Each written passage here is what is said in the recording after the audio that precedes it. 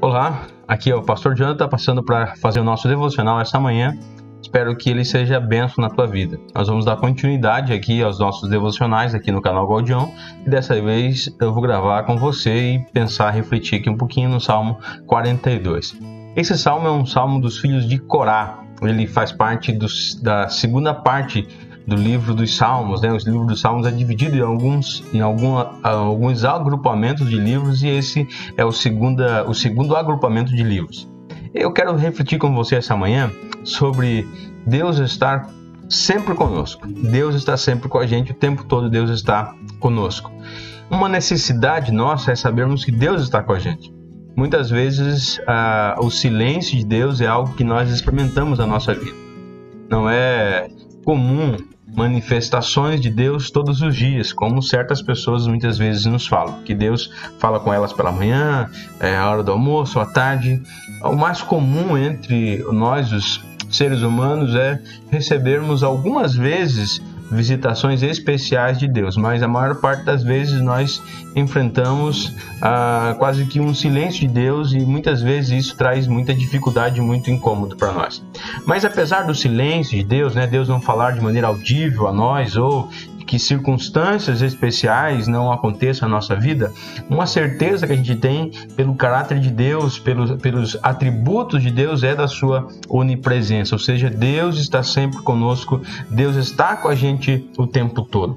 O salmista, ele está exilado, ele está distante, não sabemos precisar em que lugar que o salmista está vivendo, mas ele está em um lugar distante e ali nesse lugar distante ele está incomodado no sentido de ele não poder ir ao templo, louvar, adorar, tendo em vista que o salmista era um cantor, ele queria ir à casa de Deus adorar ali com as outras pessoas e ele não estava impedido de fazer isso. Ele começa expressando aqui nos primeiros versículos do capítulo 42, do Salmo 42, a sua sede por Deus. O salmista tem sede de Deus. Como a corça anseia pelas correntes das águas, assim a minha alma anseia por ti, ó Deus. Tenho sede de Deus, o Deus vivo. Quando poderei estar na presença dele? O salmista se sentia aqui sozinho e esquecido. Ele chorava, ele estava ali se sentindo angustiado e ele perguntava para ele mesmo, onde está, por que está abatido a minha alma? Ele fazia essa pergunta para ele mesmo. E no versículo 3 ele fala que de dia e de noite ele chorava e as lágrimas eram o seu alimento. E as pessoas ali, nesse lugar exilado onde ele estava, sabia da sua fé, sabia que ele era um adorador, sabia que ele era um cantor, e elas zombavam dele ainda falando, onde está o teu Deus? Por que você está passando por essa circunstância? Por que você está aqui e você não está lá em Jerusalém, no templo, adorando?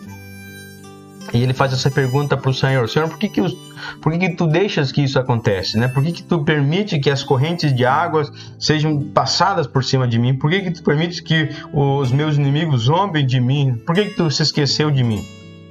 O salmista está nesse conflito com Deus e ele está fazendo essas perguntas. Às vezes, Deus realmente parece distante de nós, né? No sentido de solidão, a nossa vida, muitas vezes, é muito parecida com a do salmista aqui e ela tem uma semelhança e uma diferença muito marcante. Primeiro que a semelhança é que muitas vezes nós nos sentimos sozinhos, parece que Deus está longe de nós, parece que as coisas fomos abandonados pelo Senhor e todo o nosso clamor, Deus não ouve.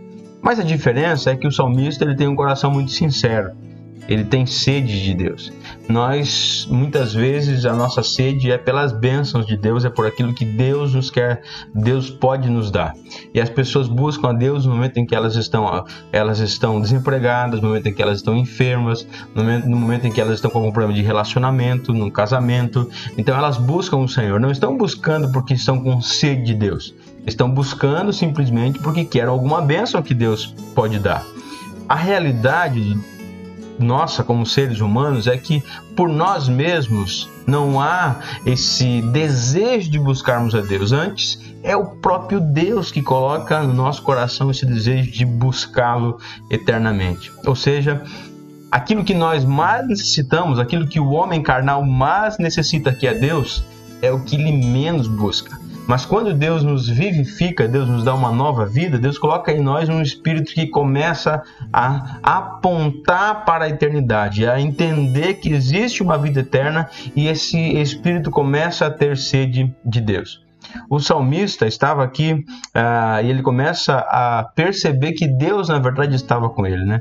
No versículo 8 do salmo ele diz: durante o dia, porém, o Senhor me derrama seu amor, e à noite entoo os seus cânticos e faço orações ao Deus que me dá vida. O salmista passa a perceber que na verdade Deus estava sempre com ele. E no dia a dia, nas coisas que aconteciam, na providência diária de Deus sobre a vida dele, era Deus agindo.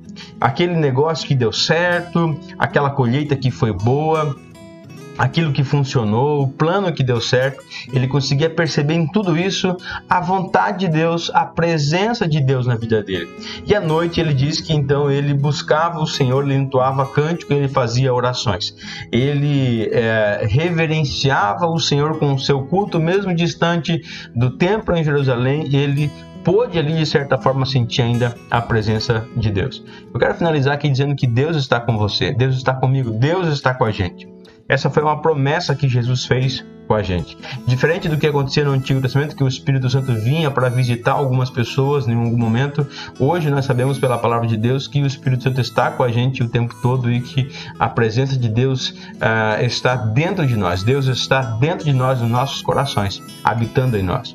Essa foi uma verdade que Jesus precisou deixar muito bem fincada, muito bem estabelecida para os discípulos antes de subir aos céus. Em Mateus 28, no versículo 20, as últimas palavras de Jesus ali lembrem disto. Jesus está falando para os discípulos: eu estou sempre com vocês até os fins dos tempos. Em outras versões mais tradicionais, Jesus diz: eis que eu estarei com vocês todos os dias até o fim dos tempos, ou até o fim desse século, né?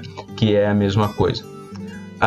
Deus tem uma palavra para você nessa manhã, e a palavra de Deus para o teu coração nessa manhã é que não há razão para você estar tão aflito e tão abatido, porque o Senhor está com você. Ele está com a sua casa, Ele está com a tua família, Ele está com você, mesmo que Deus pareça distante, Deus esteja em silêncio, saiba que Deus está com você. E Ele diz para você que Ele ainda vai fazer você o louvar na sua casa. Você ainda vai louvar na casa do Senhor, assim como o salmista diz: por que está abatido a minha alma? Por que te perturbas dentro de mim?